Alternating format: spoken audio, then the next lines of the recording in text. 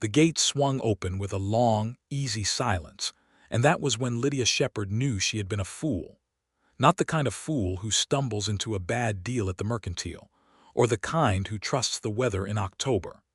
The deep-down, chest-hollow kind of fool who has been watched and tended and cared for without ever understanding why, and who only realizes the full weight of it the moment the caring might stop forever. "You lied to me," she said, and her voice came out steadier than she felt, which was the only mercy the morning offered. Frank Dawson stood on the other side of that freshly hung gate, his hat in his hand, his dark eyes carrying something she had never let herself name. Dust still clung to his shirt from a night's hard ride. She could see the exhaustion carved into his jaw, and underneath it something worse. Something that looked like a man who had already resigned himself to whatever punishment she was about to hand down. "I didn't lie," he said. "You fixed my gate every week for 6 months and told me it kept breaking on its own." Her voice cracked on the last word. "I counted them, Frank, the Mondays. Every single Monday something new needed fixing on this property, and you just happened to be riding by." He said nothing. That silence was its own kind of confession. Was it pity? She demanded. The word tasted like iron. "Because I do not want anyone's pity, not after everything I have already lost." Frank looked at her for a long, burning moment, and then he said the thing that cracked the walls she had spent 18 months building. "It was never pity, Lydia. Not once. Not for a single second of any of those Mondays." She did not know how to answer that. And so she did the thing she had done every other time the world became too large to hold. She turned around and walked back toward her house, and she shut the door, and she pressed her back against it and let herself breathe. But this time, for the first time, she could not make herself feel safe on the other side of it. She had arrived in Dust Creek, Colorado Territory, in the spring of 1876, which was to say she arrived in mud and cold wind, and the particular kind of loneliness that comes from having nowhere left to go. The stage from Denver had been 3 days late due to a washed-out crossing on the Platte River tributary, and by the time it rolled into the main street of Dust Creek, Lydia had eaten the last of her dried biscuits, lost a hairpin to the floor of the coach somewhere outside of Greenwood, and made peace with the fact that her life as she had known it was completely finished. Her husband, Thomas Shepard, had died 14 months before she left Ohio. Not in battle, not in anything dramatic. A fever, the doctor said. 1 week of bad nights and then nothing. Thomas was 31. She was 27. They had been married 4 years and had no children, which people in their Ohio town seemed to regard as its own kind of tragedy, layered right on top of the grief, as if the universe felt she could carry more. What Thomas left her was not much. A small debt, a house that belonged to his family and therefore reverted to his older brother, and a letter of introduction to a cousin of Thomas's who had land in Colorado Territory and had once, in a Christmas letter, mentioned needing a schoolteacher for the growing town of Dust Creek. It was not an invitation. It was barely a suggestion, but Lydia had no better options, and she had always been better at moving than at staying still when staying still meant drowning. She arrived in Dust Creek with a single trunk, $32, and a deed of agreement to rent a 2-room house on the western edge of town from a man named Harold Price, who owned half the rental properties in the county and seemed vaguely disappointed that she wasn't a man. The school did exist. It was a single rectangular room with 4 rows of benches and a potbelly stove that produced more smoke than heat. 11 children between the ages of 6 and 14 attended with varying degrees of enthusiasm, and Lydia threw herself into their education with the ferocity of someone who needs a reason to get out of bed in the morning. It helped. It helped a great deal. What didn't help was the house. It was a decent enough house, solid walls, a good roof, a front porch that caught the afternoon light beautifully. But it had been sitting empty for nearly 2 years before Lydia arrived, and things had settled and shifted and loosened in the way that empty structures do when nobody is watching them. The front gate hung at a miserable angle from the very first day. The latch on the kitchen window stuck. One of the floorboards in the back room creaked so dramatically at night that she had twice leapt out of bed convinced someone was in the house, only to find a draft moving through the boards. She had written to Harold Price about the gate within the first week. He had written back a month later to say he would see to it when he had the time. That was October 1876. He had not seen to it. Lydia was not the kind of woman who waited gracefully for things to be done. She had attempted to fix the gate herself in November, using a wrench she borrowed from Edna Callow, who ran the boarding house and seemed to own tools the way other women own china. The attempt had gone badly. She had tightened something that should have been loosened, and the gate had afterward been unable to close at all, which was arguably worse than the original problem. It was on a cold Monday in late November that Frank Dawson first appeared at her gate. She had heard about him, of course. Dusk Creek was not a large town, and single men with land and horses were subjects of considerable community discussion. Frank Dawson owned a cattle ranch 4 miles south of town, had been in the Colorado Territory for 7 years, and was, depending on who you asked, either a reliable, hard-working man of good character or a stubborn, closed-off individual who didn't socialize enough to suit the local opinion keepers. He was 30 years old, the son of a family from Missouri who had pushed west after the war.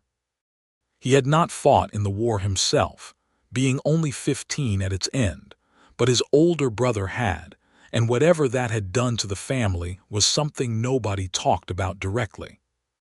Lydia's first direct view of Frank Dawson was him standing at her broken gate with his hands on his hips, studying it the way a doctor studies a patient he hasn't quite diagnosed yet.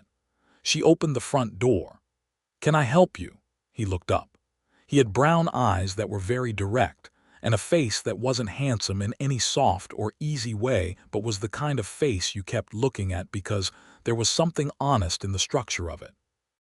He was tall, not dramatically so, but his shoulders had the width of a man who worked with them daily. "Your gate's about done for," he said. It was not unfriendly. It was simply factual. "I am aware," Lydia said. "I have informed my landlord." "Harold Price?" "Yes." Frank made a small sound that was not quite a laugh and not quite contempt but lived somewhere between the two. "He won't come. So I'm gathering." He studied the gate a moment more. "I've got tools in my saddlebag. Wouldn't take 20 minutes. Lydia looked at him. She had been raised in a world where you didn't accept casual help from men you didn't know, and a particular anxiety about obligation ran in her blood. But the gate had been a source of daily frustration for 6 weeks, and the wind had started coming down from the mountains with serious intent, and there was something in his offer that felt transactional in the cleanest sense, the kind that didn't come with strings attached. "I would be obliged," she said carefully. "What do I owe you?" He shook his head once. "Nothing. I was riding by." He fixed the gate in 18 minutes. She watched him from the porch, not hiding the fact that she was watching, and she noted the efficient way he worked, no wasted movements, no showmanship. He had done this kind of thing many times. He replaced one of the hinge pins with a spare from his bag, resettled the post, and tested the swing 3 times before he appeared satisfied. "That should hold," he said, latching it from outside and then from inside to demonstrate the mechanism. "Thank you, Mr. Dawson." He looked up again. "You know who I am." "Small town," she said. He almost smiled at that. It was a cautious thing, barely there, but she caught it. He put his hat back on and tipped it to her and rode on south, and she stood on her porch for a moment in the cold air, watching the gate swing gently in the breeze, perfectly level, perfectly silent. She thought about it for the rest of the day, not obsessively. But the way you think about a piece of music you've only heard once and aren't sure you understood. The next Monday, he was back. This time the front porch step had developed a wobble that she had noticed for a few days but not yet escalated into any kind of crisis. He was there in the morning, and she had not summoned him, and he was already crouched by the step when she opened the door at 7:30 with her coat half buttoned and her coffee going cold. "Mr. Dawson," she said. "Morning, Miss Shepard. This step's got a loose board, won't take long." She stood in the doorway and watched him work, and afterward she brought him coffee because it was cold and it seemed wrong not to, and he accepted it with a short nod and drank it standing up, looking at the mountains south of town. "Do you always ride this way on Mondays?" she asked. "Often enough," he said, which she did not fully believe but also did not challenge. The week after that, it was the kitchen window latch, which he had apparently noticed was sticky when she had mentioned the cold draft at Edna Callow's Thanksgiving gathering. She had not thought he was paying attention to that conversation. He had been on the other side of the room, talking to Jim Ferris about feed prices.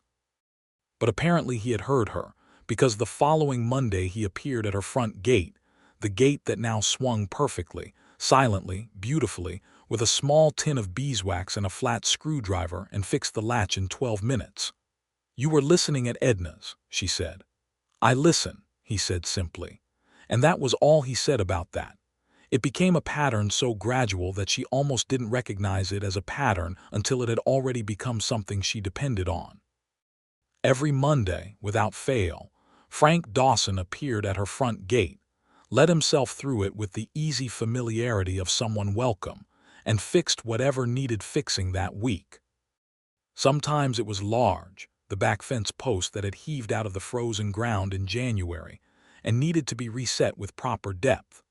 Sometimes it was small, a loose drawer pull in the kitchen, a nail head working itself free from the front porch railing.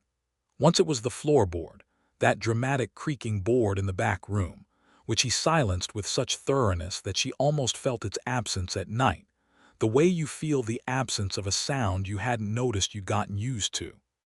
She began to look forward to Mondays in a way she kept very private. She would not have said it aloud for anything. She had learned, in the year and a half since Thomas died, to be careful with expectations. Expectations were where grief lived when it wasn't sleeping.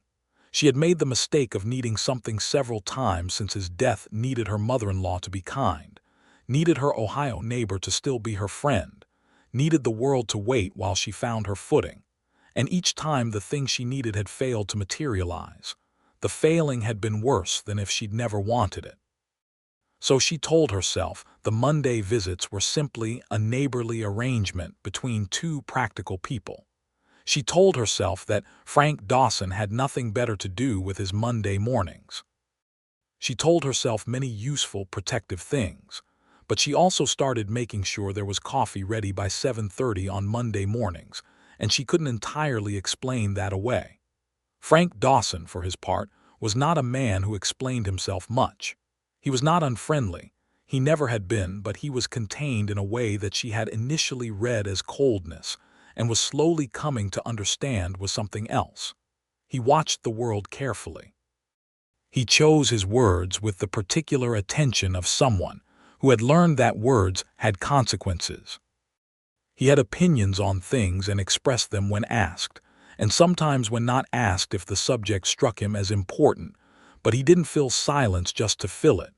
She started looking forward to those silences too, which alarmed her more than the coffee. She learned things about him in pieces. He had a cattle operation that was doing well, not spectacularly, but honestly and sustainably. He employed 3 ranch hands and treated them fairly, which was noted approvingly by those 3 men, and by anyone they spoke to. He had been in Colorado Territory since 1869, when he was 23, having come out with a small amount of money he'd saved from 2 years of working for a cattle outfit in Kansas. He had built his ranch house himself, with help from 2 neighbors over the course of a summer. He had a younger sister back in Missouri who wrote him letters regularly, and he wrote back, which she found out from the postmaster, who found it charming and mentioned it to everyone. He did not talk about the years immediately after the war in Missouri, and she did not ask, because she had her own rooms she did not open for visitors, and she recognized a locked door when she saw one. By February, she had started meeting him at the gate on Monday mornings instead of waiting for him to knock. He noticed. She could tell he noticed. But he didn't say anything about it, just pushed the gate open and let her walk back to the house with him. And whatever he was there to fix that week, they would sometimes talk about it first. What had gone wrong, what the right repair would be. And there was something in those conversations, purely practical, entirely unromantic by any formal definition, that made her feel more herself than almost anything else in her current life. In March, he found the drip under the kitchen sink. She had been managing it with a bucket for 3 weeks, telling herself she would write to Harold Price, telling herself she would figure it out herself. Frank found it by noticing the bucket when she made coffee and not saying a word about it, just asking if he could look under the sink. The repair required a new length of pipe, which he had to ride to the hardware store for, and she insisted he let her pay for it since it was her landlord's responsibility that was going unmet. They had a brief, polite argument about this on her porch, both of them standing in the early March wind with their coats buttoned up, and he eventually accepted $1.25 for the pipe with an expression that made it clear he considered the matter unresolved. He was back the following Saturday with the pipe and fixed the drip in an hour, and then stayed for supper because it was already dark by the time he finished, and she offered it without thinking, and he accepted without making it a larger thing than it was. That Saturday's supper was the first time they talked about Thomas, not because she brought it up directly. It was more that he had asked, in the careful way he asked things, how long she had been in Dusk Creek, and she told him, and then because honesty had a way of following her into conversations even when she'd rather it didn't, she told him why she'd come, and who she had been before, and what the house in Ohio had been like when it was full of someone else's life. He listened the way he always listened, which was to say completely. He did not offer sympathy phrases. He did not say any of the things people had been saying to her for a year and a half that had the form of comfort without the substance of it. He simply listened, and then he said, quietly, "That's a hard kind of alone. The kind that comes from having known something good." She looked at him across the table and something shifted in the room, some small tectonic adjustment, and she filed the moment away in the interior cabinet where she kept things she was not yet ready to examine. He told her in return that he'd been engaged once. A woman in Kansas, 1870. She had gone back east after 6 months in the territory, decided the frontier was not the life she wanted. He said it without bitterness, just as a fact, the way he said most things, but she could hear in the very evenness of his voice where the old wound lived. "Do you miss the territory being what it was?" She asked because the question felt parallel to his story in a way she couldn't quite articulate. "No," he said. "I miss what I thought it could be. There's a difference." She thought about that for a very long time after he rode home in the dark. By April, people in Dusk Creek had noticed the pattern of Frank Dawson's Monday appearances at Lydia Shepard's house. Dusk Creek was a community of roughly 300 people, which meant that privacy was largely theoretical and observation was essentially a civic activity. Edna Callow mentioned it to her with a meaningful look during the Thursday sewing circle, and Lydia said, pleasantly and firmly, that Mr.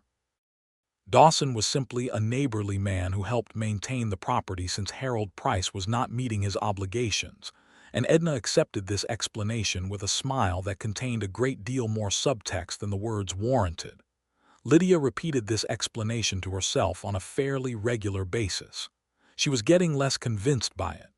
The thing was, Frank Dawson never did anything that crossed any line. He was respectful. He was appropriate. He did not look at her in any way that she could point to as evidence of anything. He was simply there, every Monday, reliable and quiet and capable, fixing the things that needed fixing and drinking the coffee she made, and asking about the children at her school and listening when she talked about her students with the kind of genuine interest that was harder to fake than most people believed.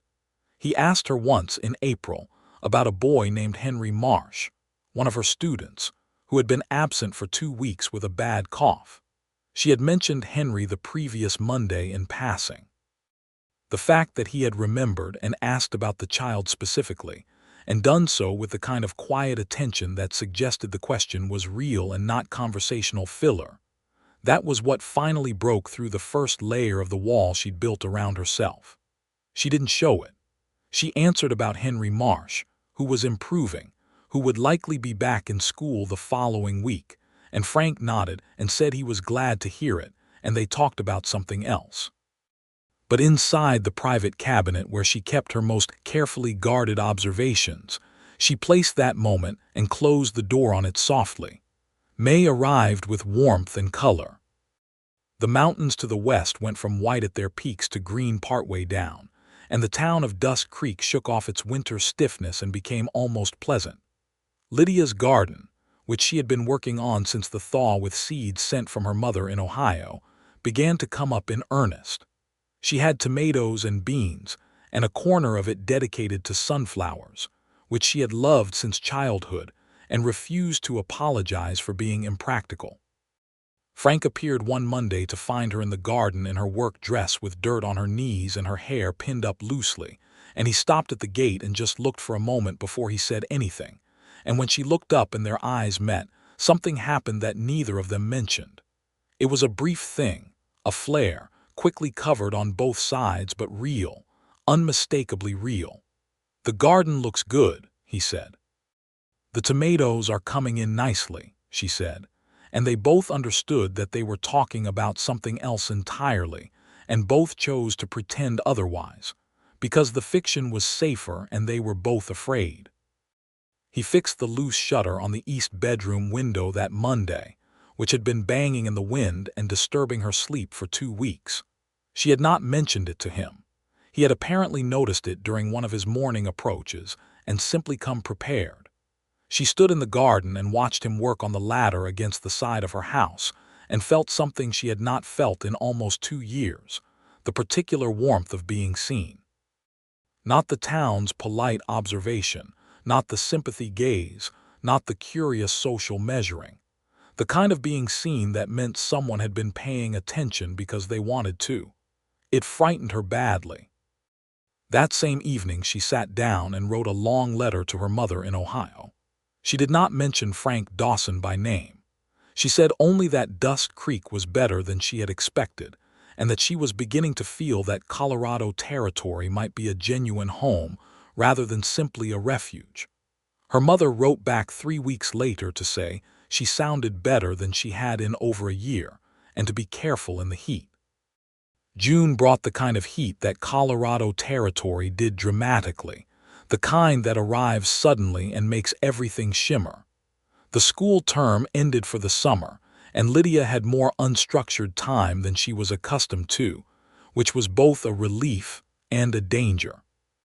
Unstructured time was where thoughts lived that she normally outpaced with busyness.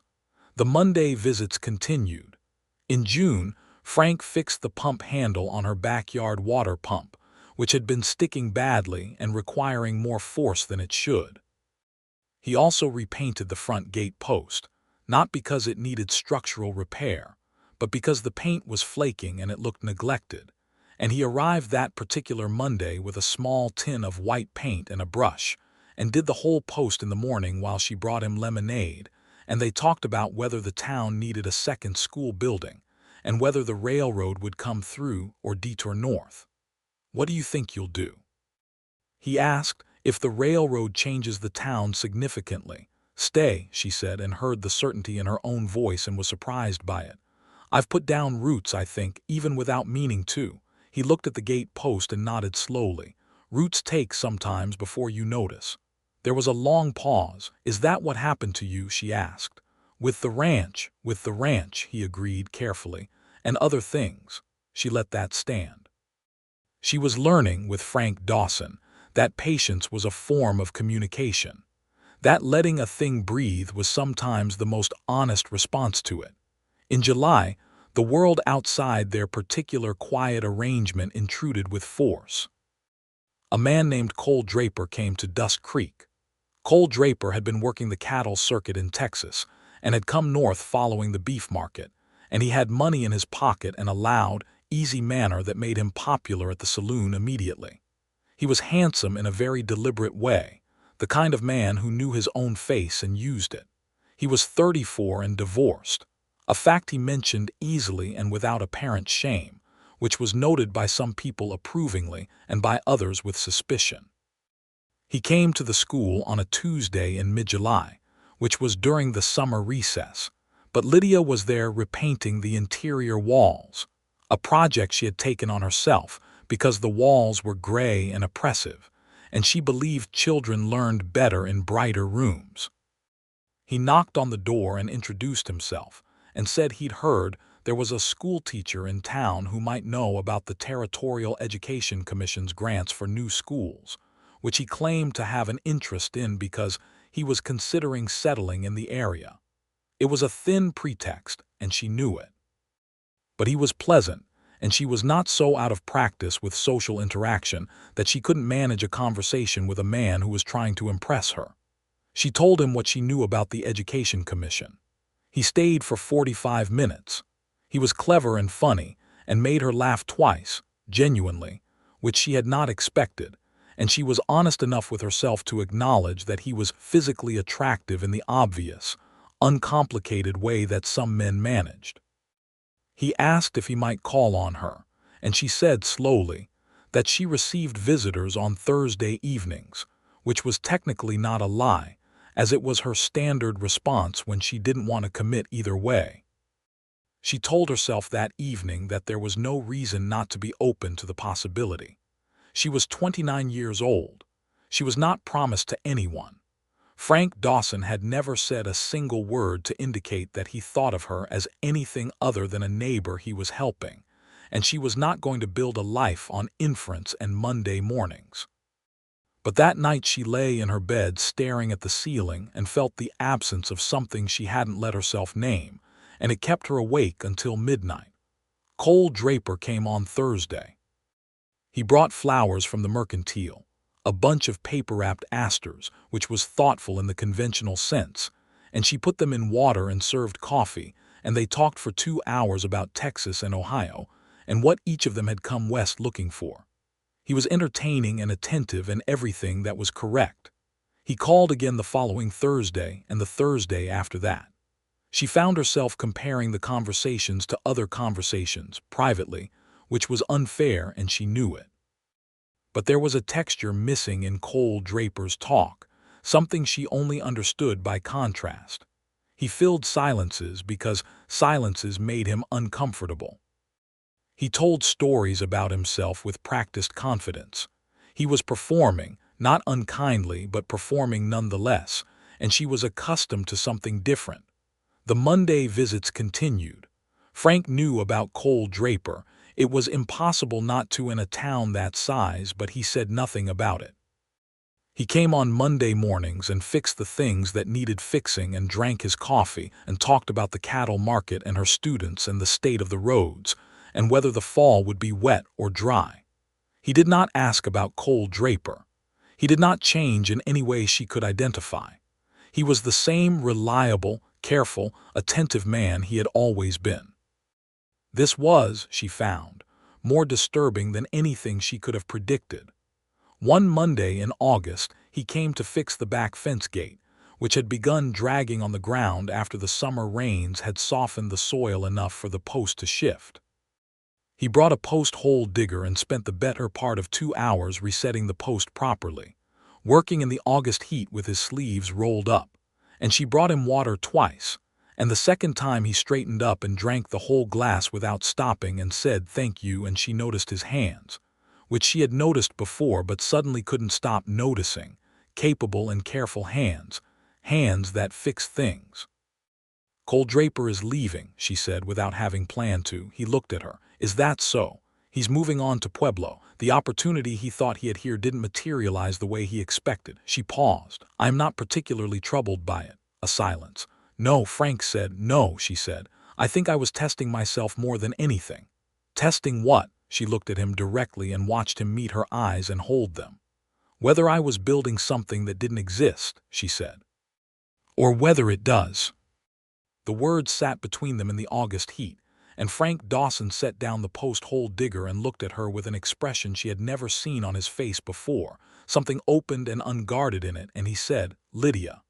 He had never used her given name before. "Yes," she said, not as an answer, as an acknowledgement. "I have been trying," he said slowly, picking the words the way he picked all his words with absolute care, "not to be something you hadn't asked for. You'd had a hard time and you didn't need a man deciding for you what you needed." "I know," she said. "I appreciate that. I have also been waiting for you to decide that consideration had gone on long enough."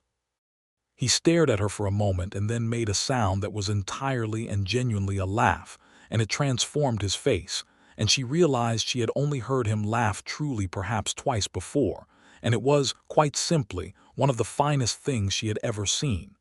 "I'm not a graceful man," he said, "in this particular area." "You are in every other area," she said. "I expect you can manage." He crossed the 3 feet between them and took her hand and held it, not dramatically, not with grand gesture, just held her hand in both of his in the August afternoon, and they stood there for a moment in the quiet, and it was exactly sufficient. He asked her to accompany him to the harvest dance in September. Dust Creek held its harvest dance on the second Saturday of September every year, in the large open space behind the general store, with lanterns strung between the posts and a fiddle player named Gus Hartley, who had played the same 40 songs for 7 consecutive years with no apparent intention of learning any others. The whole town came. It was the kind of event that in a small community served as a social announcement as much as an entertainment, and she understood perfectly well that going with Frank Dawson meant something to everyone who saw them. She said yes without hesitation. She wore her dark blue dress, the one with the cream collar, which was her best and which she had worn to church but never to anything festive. She pinned her hair up properly and looked in her mirror for a long time before she went to the door, and what she saw was not a widow anymore, or not only that. She saw Lydia Shepard, who was 29 years old and had chosen a life and was still choosing it. Frank arrived at 7 on foot because it was close enough to walk in good weather, and he was wearing a clean dark coat she had never seen and his hat was brushed, and he looked at her when she opened the door in a way that she filed in her private cabinet under the category of things she would not forget. "You look beautiful," he said, simple and direct, the way he was. "You look very fine yourself, Mr. Dawson," she said, and then corrected herself. "Frank." His name in her mouth was a new thing for both of them. She could see it land. The dance was everything a harvest dance in a small Colorado Territory town was supposed to be: loud and crowded and warm with lantern light and laughter, smelling of wood smoke and supper leftovers, and the particular collective warmth of 300 people in an open space on a September evening. Gus Hartley played his familiar 40 songs with his usual vigorous certainty. Children ran underfoot. Edna Callow watched the entrance with hawk precision and managed to greet Frank and Lydia's arrival together with just enough warmth to confirm that she had expected it and was pleased. They danced. This was the part she had not fully prepared for, despite having had weeks. Frank danced with the careful competence of a man who had learned at some point and not practiced enormously since, but he was solid and reliable on the floor, which she supposed she should have expected, and she was better than she remembered being, and they managed together in a way that felt natural after the first awkward minute. The second dance was slower, and he put his hand at her waist, and she put hers on his shoulder, and they found each other's rhythm. And the dance floor was crowded enough that they were close, and she could feel the warmth coming off him, and she thought about Monday mornings with a sudden fierce clarity that nearly made her stumble. "You're thinking about something," he said. "The hinges," she said. He pulled back just enough to see her face, and she saw the comprehension dawn in his eyes, and beneath it something vulnerable and real. "How long?" she asked. "How long were you finding things to fix?" "Since November," he said. "And before that, how long were you riding by on Mondays before the gate gave you a reason?" A pause, a small, telling pause. "Frank." "Since October," he said quietly. "I saw you arrive on the stage." I didn't speak to you then because it seemed wrong. You just come and didn't know anyone, and I didn't want to be. I just wanted to be sure you were all right. And then the gate." She looked at him in the lantern light in the middle of the dance, the fiddle playing around them, and felt the whole careful architecture of those 6 months settle into its true shape. The hidden motive that wasn't hidden exactly, just unspoken. The secrets that weren't secrets so much as kindnesses waiting for their moment. "You are the most roundabout man I have ever encountered," she said. "Yes," he agreed. "I know."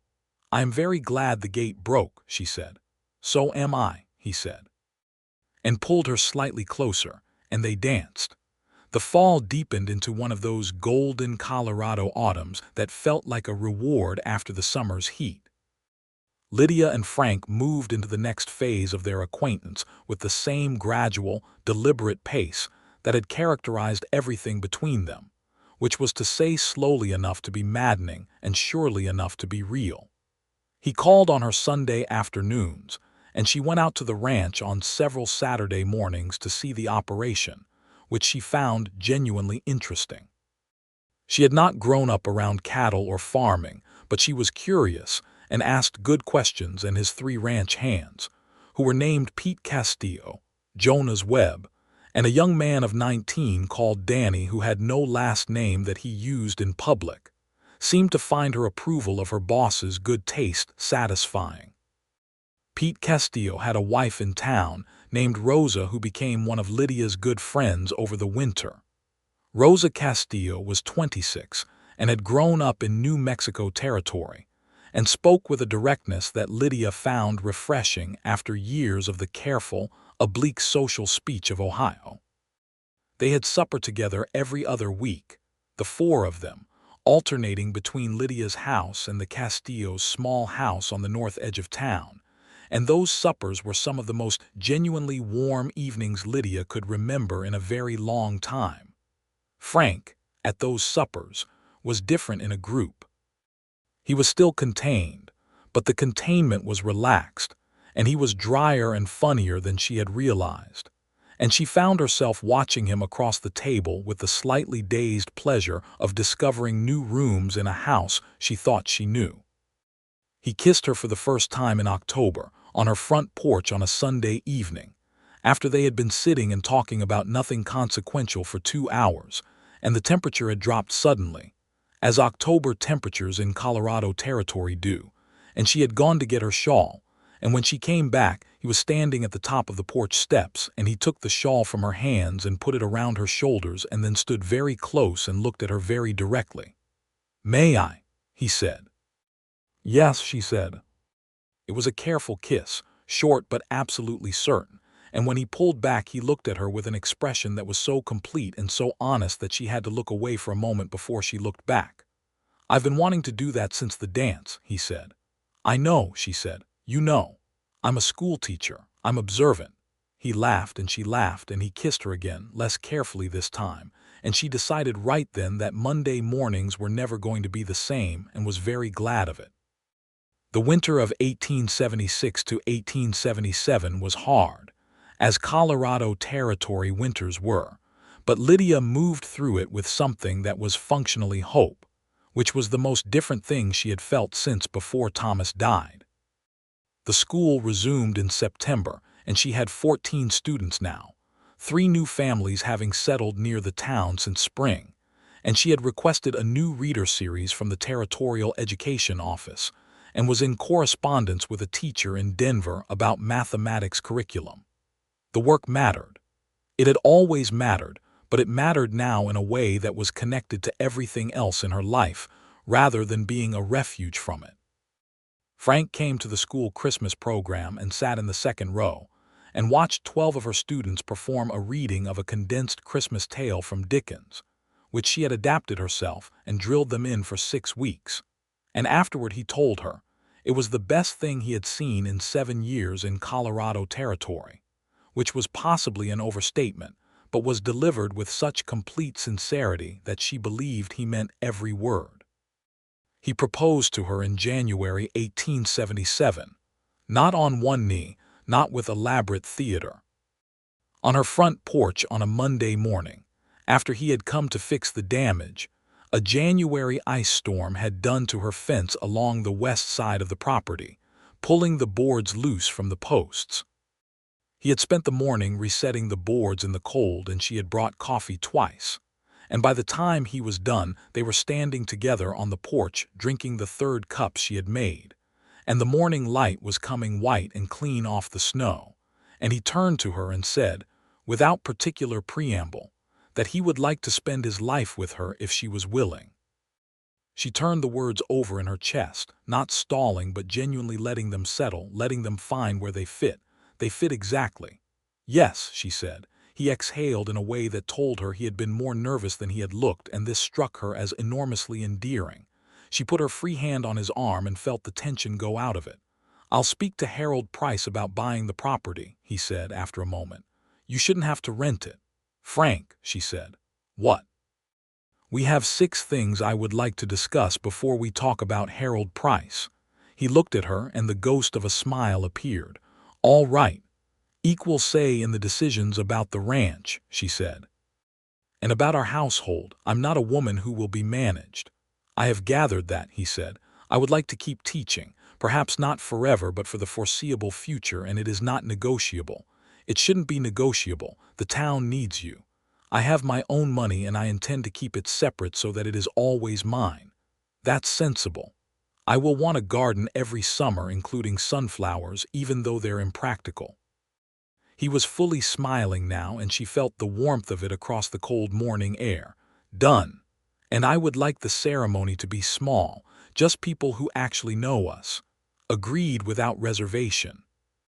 "And I would like," she said, and here her voice went quieter, "for you to know that I am not comparing you to Thomas. He was a good man and I loved him, and he is gone, and you are an entirely different person who I am choosing on your own terms for yourself. I want you to know that."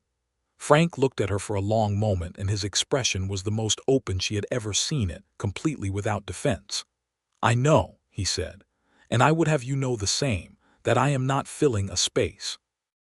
I'm not here because you needed someone to be here. I'm here because you are exactly and specifically yourself, and there is no one else in the world I would want to be standing on this porch with." She kissed him then, which she had never initiated before. And the cold morning and the snow and the mended fence and the gate that swung perfectly silently were all around them. And it was, she thought, quite the finest Monday she had yet experienced. They were married in April 1877, on a Saturday morning at the small Dust Creek Church, with Reverend Calloway presiding and approximately 30 people in attendance, which was the definition of small in a town of 300, but felt to both of them exactly right. Rosa and Pete Castillo stood up for them. Edna Callow cried happily in the second pew. Jonas Webb and Danny sat in the back and were clean and scrubbed in a way that suggested considerable effort. Henry Marsh, who was now 8 and Lydia's most enthusiastic student, had been appointed by his mother to deliver the flowers, which he did with solemn concentration. The ceremony was short, and the words were the right ones.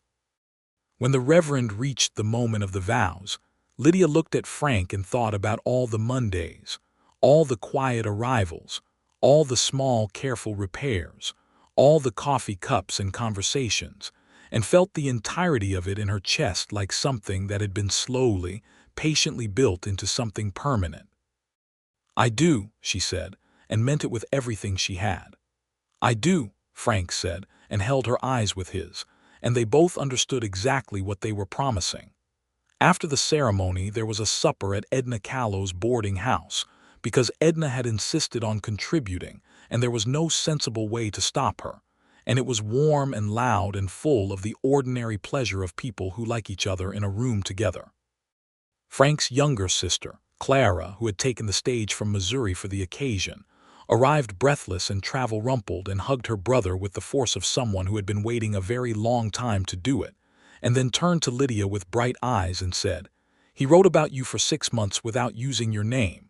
Just a woman in town. I nearly lost my mind." "I found that out recently myself," Lydia said, and Clara laughed, and they were friends immediately. They moved Lydia's things to the ranch on a Wednesday in April, which Frank and Pete and Jonas managed in a single day, while Lydia stayed with Rosa and tried not to feel the anxiety of watching everything she owned travel 4 miles south. The ranch house was larger than the house in town, solidly built, and Frank had spent the previous month preparing a room for her things and painting the kitchen a lighter color because she had mentioned once, months ago, that light kitchens made her happy. The kitchen was the color of butter and mourning, and she stood in it on her first day at the ranch and was ambushed by a feeling so overwhelming that she had to set down her coffee cup and breathe through it. Gratitude, but not the performative kind. The deep kind, the kind that includes loss and change and cost, the kind that knows exactly what it took to get to this moment.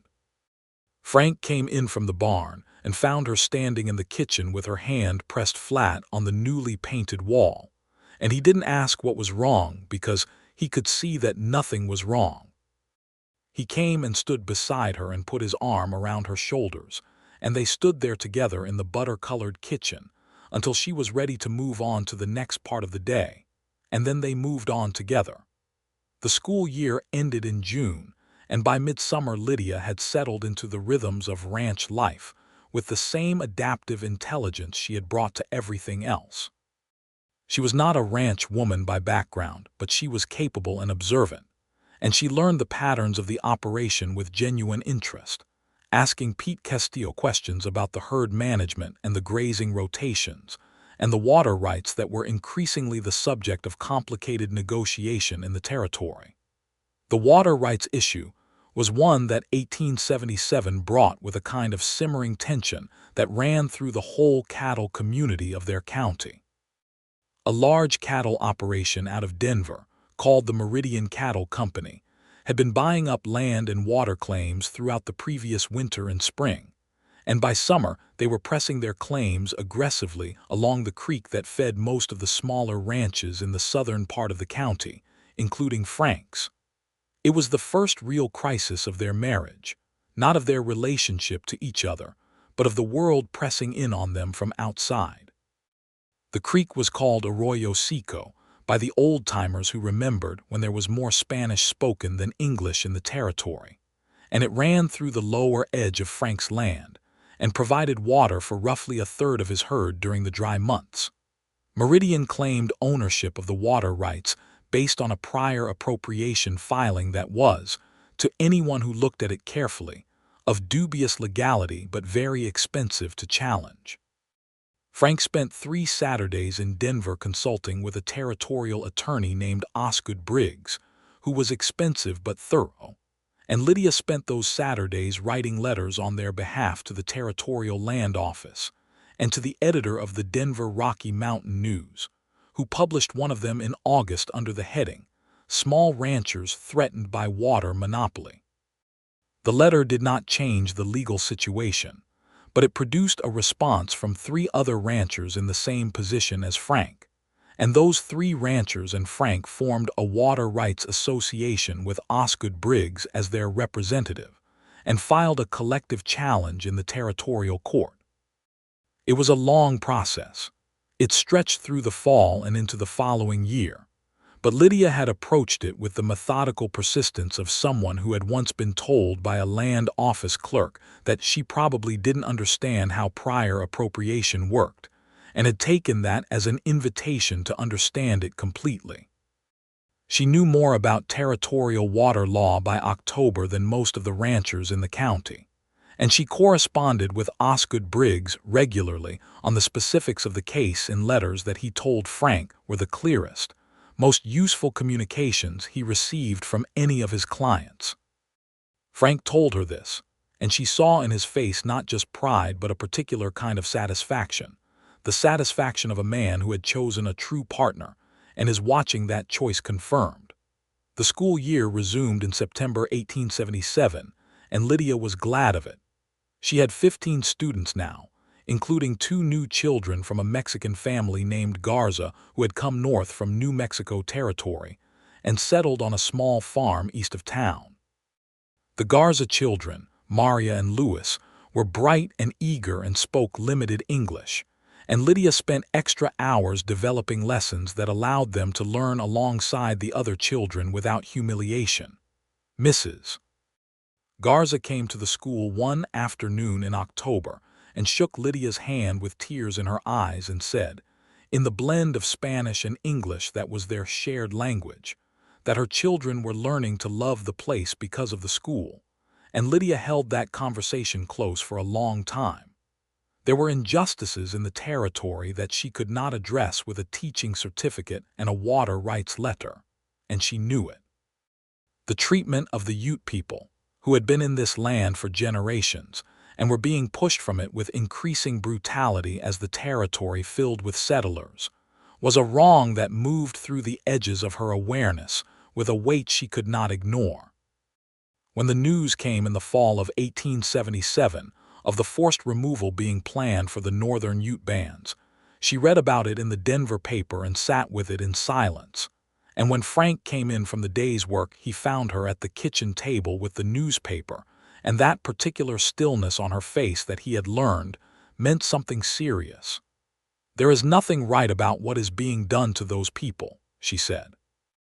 "No," he said simply, "there isn't." They sat together at the table, and there was nothing easy to say, and they said nothing easy. It was, she thought, one of the measures of him, that he did not make comfortable a thing that wasn't comfortable, that he sat with the weight of the world's wrongdoing rather than explaining it away. In October of 1877, Lydia realized she was pregnant. She did not tell Frank immediately. Not from any strategic reason, but because she needed a few days to sit with it herself first, to understand what she felt. She had wanted children with Thomas, and it had not happened, and the loss of that possibility had been its own grief folded inside the larger one, and now here was the possibility again, and she needed to know she was ready to hold it. She was.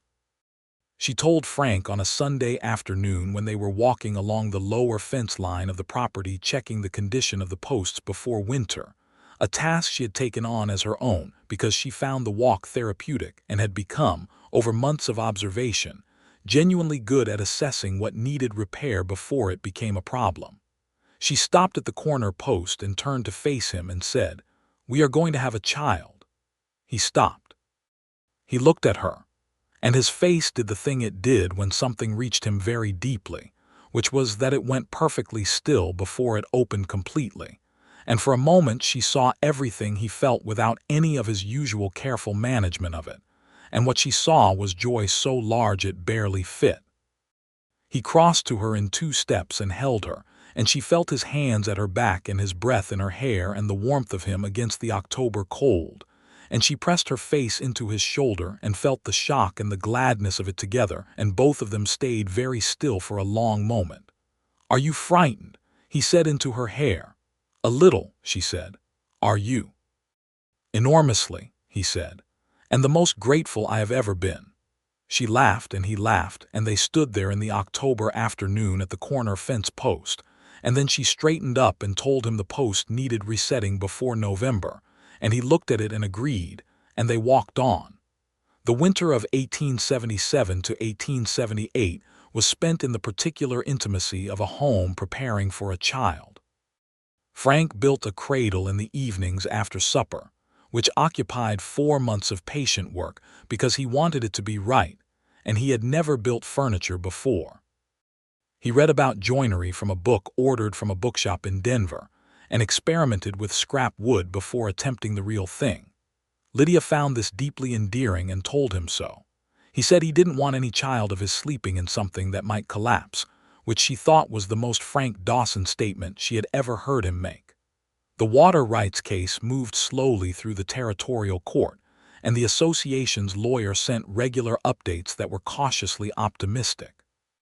2 of the other ranchers in the association had already reached settlements with Meridian that protected their basic water access, and Osgood Briggs believed Frank's case was stronger than theirs because of the original filing date of his water claim, which predated Meridian's claim by 8 months. Clara Dawson wrote from Missouri to say she was beside herself with excitement about the baby and was planning to come west in the spring. And their mother in Missouri sent a letter that was warmer than Frank had expected from her, warming even further when Clara apparently read it to her 3 times and explained what good news it was. Frank showed Lydia the letter, and she read his mother's careful words and heard in them the same guardedness she recognized in her husband, the family inheritance of care held tightly before it was offered, and she felt affection for the old woman she had not yet met. Henry Dawson was born on the 22nd of March, 1878, on a cold, bright morning, with the assistance of Mrs. Alma Devereux, who was Dust Creek's midwife and the most unruffled woman Lydia had ever encountered.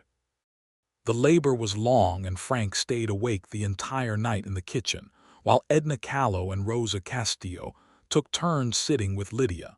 And when Alma finally came to the kitchen door at 7 in the morning and said he had a son, Frank sat very still for a moment as if he needed to make sure he had heard correctly, and then he stood up and his hands were shaking. He came into the bedroom, and Lydia was exhausted and white-faced and more beautiful, he thought, than anything in the world, and in her arms was a small red-faced person who was remarkably loud for his size. Frank sat on the edge of the bed, and she put the baby in his arms, and he held his son and looked at him with an expression that was beyond anything she could have described, and she watched the whole of Frank Dawson's careful, contained, patient self dissolve into simple and absolute wonder. "Henry," he said softly. They had agreed on the name before without much debate. Henry had been her favorite student, and the name felt solid and good. "Hello, Henry," she said. The baby made a sound that was possibly agreement. They named him Henry James Dawson. He had Frank's eyes and Lydia's determination from the first day, which everyone who knew them confirmed when they came to see the baby in the following weeks. Clara arrived in April and spent a month at the ranch and took to Henry with the same immediate, fierce enthusiasm she brought to everything, and taught him to track her finger with his eyes and declared him a genius at 6 weeks, which Frank said was possibly a strong conclusion, but did not seriously argue with. The water rights case was settled in May 1878 in Frank's favor, the court finding that his original water claim predated meridians by a sufficient margin to protect his access to Arroyo Seco Creek in perpetuity. Meridian's lawyer filed a brief objection that was dismissed within the month. Osgood Briggs sent a letter that used the word decisive 3 times in 2 paragraphs, which was apparently his version of celebration. Frank read the letter at the kitchen table and set it down and looked at Lydia across the table, who was nursing Henry and reading the letter upside down while Frank read it right side up, which was a skill she had developed in the past 2 months. "We won," he said. "I know. I could read it from here." He reached across the table and took her hand. "We won," he said again, more quietly. "We did," she said. That summer was the best she had known in years. The ranch was doing well, the water secure, the cattle operation expanding carefully and soundly. Henry grew at the alarming speed of babies and became at 6 months a person of clear opinions and great volume. The school resumed in September, and Lydia returned with Henry going to Rosa Castillo during school hours, an arrangement that satisfied everyone including, apparently, Henry, who regarded Pete and Rosa Castillo's household as a perfectly acceptable secondary residence. Dust Creek itself was changing. The railroad, which had been a subject of speculation for years, was confirmed in the fall of 1878 to be routing through the town, with a station planned for construction in 1879. This was enormous news. It would bring more settlers, more commerce, more growth. Lydia thought about it carefully, what it would mean for the school, for the town's social fabric, for the land. "It will change everything," Frank said one evening. "Most of it for the better," she said, "and the rest will manage." "The rest will manage," he agreed, and they sat on the front porch of the ranch house in the September evening with Henry asleep in his cradle inside, and the sky went from gold to purple over the mountains, and the gate to the property swung quietly in the evening breeze, and it did not need a thing. She looked at that gate, which Frank had hung properly when she moved to the ranch, built solid and true from good timber, and she thought about the other gate, the town gate, the one that started everything. She still owned the house in town, which she now rented to a young couple who had come with the railroad survey crew and decided to stay. She had bought it from Harold Price the previous year, in her own name with her own money, which Harold had found confusing and she had found enormously satisfying. "I want to tell you something," she said. Frank looked at her. The evening light was on his face. "The gate," she said. "The first gate, I knew it was holding longer than it should have." A pause. "I suspected," she said carefully, "by February that you were finding reasons. I didn't say anything." He was very still. "I didn't say anything," she said, "because I didn't want you to stop. Because every Monday I woke up and there was something to look forward to, and I hadn't had that since before Thomas died, and I was ashamed of that, but not enough to give it up." She paused. "I wanted you to know that I understood what you were doing, and that it worked. Completely." Frank looked at her for a long moment. His face was doing its opened, unguarded thing. "I was terrified every Sunday night," he said, "that I would run out of things that needed fixing." "I know," she said. "Which is why by April I had stopped oiling the kitchen door hinge on purpose." He stared at her. "And in May," she said, with great composure, "I may have been less rigorous than I could have been about securing the garden gate latch." The silence lasted 3 full seconds. Frank Dawson put his face in his hands and laughed until the tears came, the real full laugh she loved so much, the one that transformed everything, and she laughed with him. And inside Henry stirred and made his opinion known, and they both caught their breath and went in together. The winter of 1878 arrived and they were ready for it. The ranch house was solid and warm, the woodpile deep, the cellar stocked. Lydia's second pregnancy announced itself in November, which she received with the particular combination of delight and exhaustion of someone who had not quite finished being awed by the first one. Frank took the news with the same stillness and opening of face as the first time, and she loved him for the consistency of it. "Another one," he said. "The same process seems to be involved," she confirmed. He kissed her, and she felt it in her whole self. She wrote to her mother in Ohio and told her everything, and her mother wrote back and said she was finally, after years of worrying, entirely at peace about her daughter's life.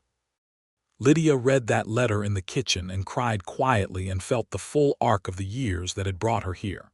The grief, the loss, the stage to Denver, the mud and cold wind of her arrival, the gate that swung wrong, and the man who came every Monday to fix the things that needed fixing, until the things that needed fixing were no longer external at all. Clara wrote that she was coming west again in the spring, and this time she was bringing a man named Robert Ellis, whom she was strongly considering marrying, and she needed Lydia's honest opinion of him, and also of the territory as a permanent home. And Lydia wrote back that the territory was its own kind of difficult and its own kind of extraordinary, and that she should absolutely bring Robert Ellis and they would see. Ella Dawson was born in July 1879, 2 days after the railroad's first train pulled into the Dust Creek station with enormous fanfare, and the whole town came out to see it. Frank had missed the train because Ella had decided her timing was her own business, and had arrived that morning, and he was at home holding his daughter when Pete Castillo rode out to tell them the train had come in, and the whistle could be heard from 3 miles out. Frank thanked Pete and told him the ranch's newest resident had priorities of her own, and Pete rode back to town grinning from ear to ear. Ella was smaller than Henry had been and had Lydia's coloring, and a very decisive quality, even in her earliest days, that suggested she had inherited the best of both of them and planned to use it fully. Henry, now 15 months old and a committed walker, regarded his sister with grave suspicion for approximately 2 weeks, and then announced his acceptance of her by dropping a wooden block into her cradle as a gift, which was the most generous gesture in his current emotional vocabulary. The town grew with the railroad, exactly as Lydia had anticipated. New families arrived in clusters through the summer and fall of 1879. A second school building was approved by the Territorial Education Office in October, along with funding for a second teacher, and Lydia spent a month of her winter writing letters to Denver and to contacts she had made through the Teachers Association to find the right person for the position. The person she found was a young woman named Catherine Oakes, 23 years old, from a teaching family in Kentucky, who arrived in February 1880 and was immediately and completely capable. Lydia supervised the new school's opening in March 1880 with Henry on her hip, because he refused to stay home, and Frank stood at the edge of the schoolyard with Ella in his arms and watched his wife direct the organization of 17 new students and a new teacher, and the complete restructuring of the educational arrangement of Dust Creek with the calm authority of someone who does not need to raise her voice to be heard. And his expression was not complicated or conflicted or guarded in any way. It was simple and absolute and complete.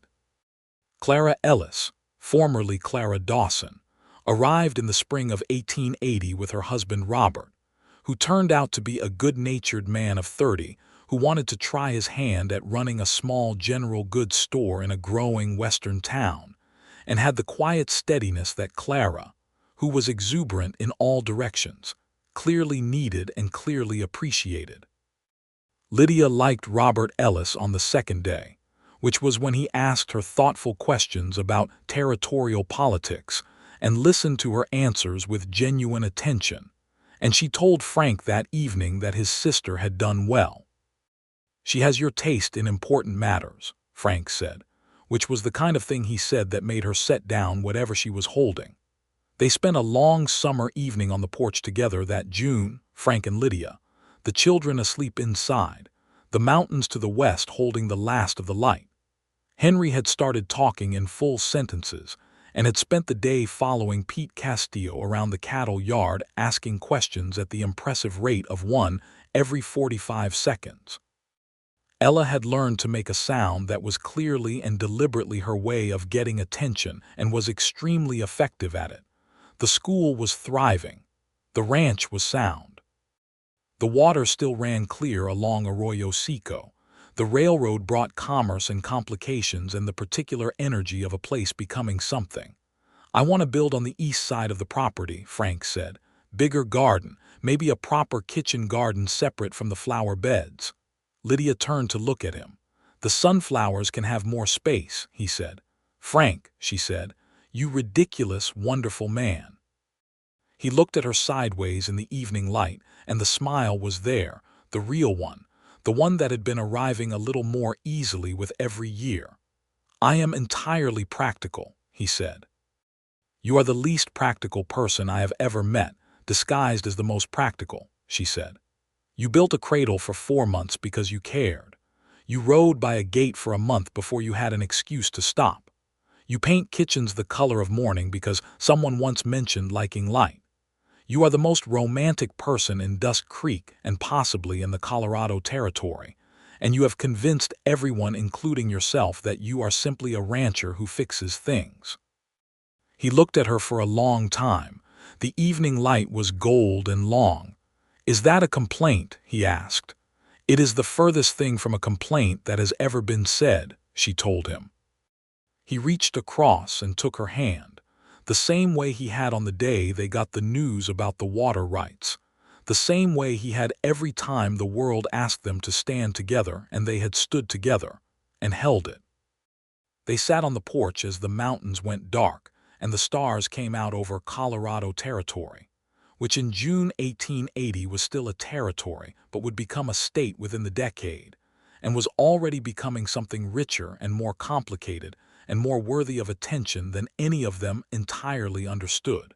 And Lydia Shepard Dawson thought about gates, about the particular geometry of a thing that opens and closes, about how a gate that needed fixing had become the hinge on which an entirely new life had turned, about how the most important things in her days were sometimes the smallest ones: a cup of coffee handed over in the cold, a question about a sick child, a kitchen painted the color of light, a man who came back every Monday not because anything needed fixing, but because he needed to come back, and had the patience and the love and the rare grace to turn his own wanting into something useful.